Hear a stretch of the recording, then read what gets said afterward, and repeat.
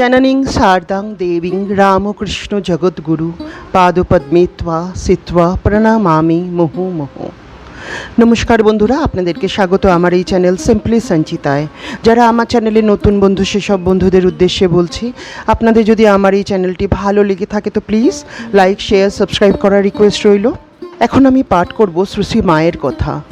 হ্যাঁ বন্ধুরা, শ্রী শ্রী মায়ের কথায় বইটি থেকে আমি পাঠ করছি, পৃষ্ঠা নম্বর 26। এর আগের এপিসোডে আমি যা পাঠ করেছিলাম তার পরেরটাই পাঠ করছি। লেখক বলছেন, এইবার আমিও রওনা হব।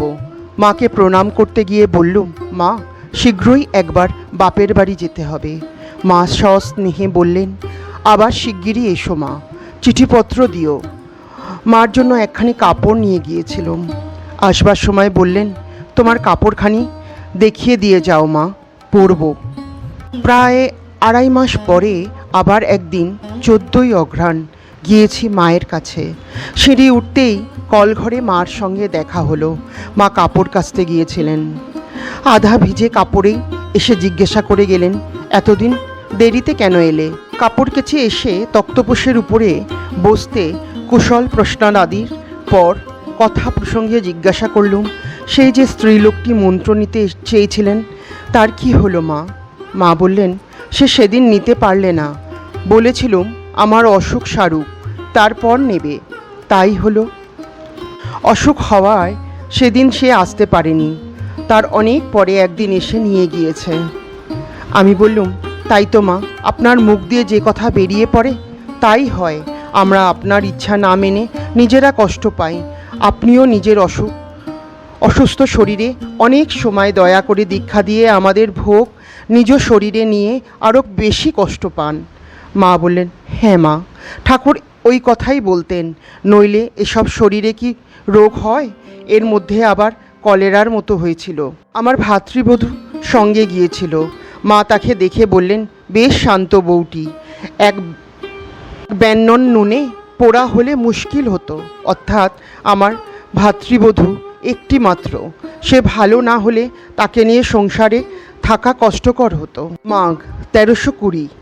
একদিন সকালে গিয়েছি, বাগান থেকে অনেকগুলি ফুল তুলে নিয়ে গিয়েছিলাম। মায়ের নিকট উহা দিতে মা মহা আনন্দিত হয়ে ঠাকুরকে সাজাতে লাগলেন। নীল রঙের এক রকমের ফুল ছিল, সেইগুলি হাতে করে বললেন, আহা দেখেছ কী রং দক্ষিণেশ্বরে? আশা বলে একটি মেয়ে একদিন বাগানে কালো কালো পাতা একটি গাছ থেকে সুন্দর একটি লাল ফুল তুলে হাতে নিয়ে খালি বলতে লাগলো, হ্যাঁ এমন লাল ফুল, তার আর এমন কালো পাতা, ঠাকুর তোমার একই সৃষ্টি, এই বলে আর হাউ হাউ করে কাঁদে। ঠাকুর তাই দেখে তাকে বলছেন, তোর হলো কি গো, এত কাঁদছিস কেন? সে তো আর কিছুতেই কিছু বলতে পারে না, খালি কাঁদে খালি কাঁদে। তখন ঠাকুর তাকে অনেক কথা বলে বুঝিয়ে ঠান্ডা করেন। আহা এই ফুলগুলি কেমন নীল রং দেখো, ফুল না হলে কি ঠাকুর মানায়? এই বলে মা অঞ্জলি অঞ্জলি ফুল নিয়ে ঠাকুরকে দিতে লাগলেন। প্রথমবার দেবার সময় কয়েকটি ফুল সহসা তার নিজের পায়ে পড়ে গেল। দেখে বললেন, ও মা, আগেই আমার পায়ে পড়ে গেল? আমি বললুম, তা বেশ হয়েছে মা। মনে ভাবলুম, তোমার কাছে ঠাকুর বড় হলেও আমাদের কাছে তোমরা দুজনেই একই। একটি বিধবা মহিলা এসেছেন। মাকে তার কথা জিজ্ঞাসা করলুম। মা বললেন, মাসখানেক হলো দীক্ষা নিয়েছে, পূর্বে অন্য গুরুর নিকট দীক্ষিত হয়েছিল। তা মা মনের ভ্রান্তি আবার এখানে নিলে গুরু সবই এক, এ কথা বুঝলে না। দুপুরে প্রসাদ পাবার পর বিশ্রাম করতে গিয়ে কামার পুকুরের কথা উঠল।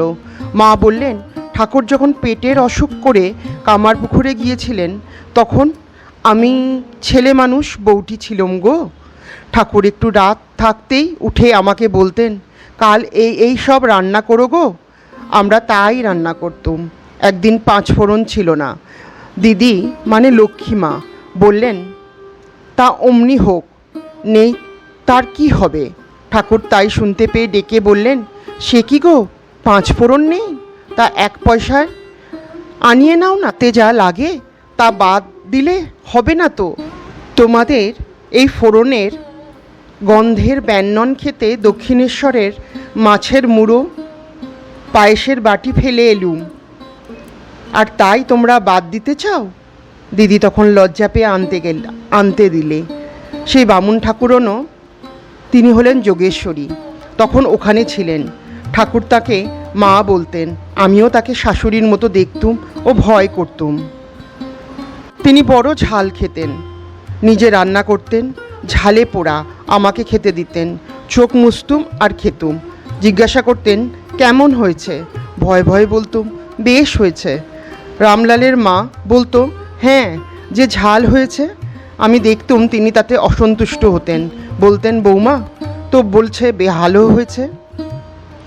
তোমার বাপু কিছুতে ভালো হয় না, তোমাকে আর ব্যঞ্জন দেব না, এই বলে মা খুব হাসতে লাগলেন। আবার ফুলের কথা উঠল।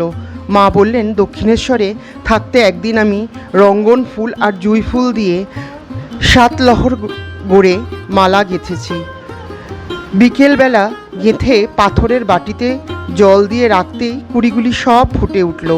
মাকে পরাতে পাঠিয়ে দিলুম। গয়না খুলে মাকে ফুলের মালা পরানো হয়েছে। এমন সময় ঠাকুর মাকে দেখতে গিয়েছেন। দেখে একেবারে ভাবে বিভোর, বারবার বলতে লাগলেন আহা কাল রঙে কি সুন্দরী মানিয়েছে। জিজ্ঞাসা করলেন কি এমন মানা গেঁথেছে। আমি গেঁথে পাঠিয়েছি। একজন বলাতে তিনি বললেন আহা তাকে একবার ডেকে নিয়ে এসো গো, মালা পরে মায়ের কি রূপ খুলেছে একবার দেখে যাক। বৃন্দেজি গিয়ে আমাকে ডেকে নিয়ে এলো। মন্দিরের কাছে আসতেই দেখি বলরামবাবু, সুরেনবাবু এরা সব মায়ের মন্দিরের দিকে আসছেন। আমি তখন কোথায় লুকাবো? বৃন্দের আঁচলটি টেনে ঢাকা দিয়ে তার আড়ালে পিছনের সিঁড়ি দিয়ে উঠতে গেলুম। ও মা, ঠাকুর তা জানতে পেরে বলছেন ওগো ওদিক দিয়ে উঠো না। সেদিন এক মেছনি উঠতে গিয়ে পা পিছলে পড়ে গিয়েছে, সামনের দিক দিয়ে এসো না। তার ওই কথা শুনে বলরাম বাবুরা সরে দাঁড়ালেন। গিয়ে দেখি মায়ের সামনে ঠাকুর ভাবে প্রেমে গান ধরে দিয়েছেন। কয়েকজন স্ত্রী ভক্ত আসাতে উপস্থিত প্রসঙ্গ চাপা পড়ে গেল। আমারও যাবার সময় হয়ে এলো। মা বললেন আমাকে একটি জিনিস দেবেন কাপড় কেচে এসে। আবার মুক্তির কথা উঠল। মা বললেন ও কি জানো মা, যেন ছেলের হাতের সন্দেশ। কেউ কত সাধাসাধি করছে, একটু দে না, তা কিছুতেই দেবে না। অথচ যাকে খুশি হলো টপ করে তাকে দিয়ে ফেললে। একজন সারা জীবন মাথা খুঁড়ে কিছু করতে পারলে না, আর একজন ঘরে বসে পেয়ে গেল। যেমনি কৃপা হলো অমনি তাকে দিয়ে দিল। কৃপা বড় কথা মা, এই বলে কাপড় কাচতে গেলেন।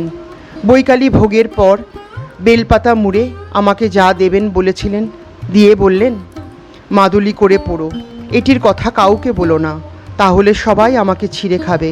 শ্রীমাকে বালিগঞ্জে শ্রীমানের বাসায় যাবার কথা বললুম। মা বললেন যাবেন।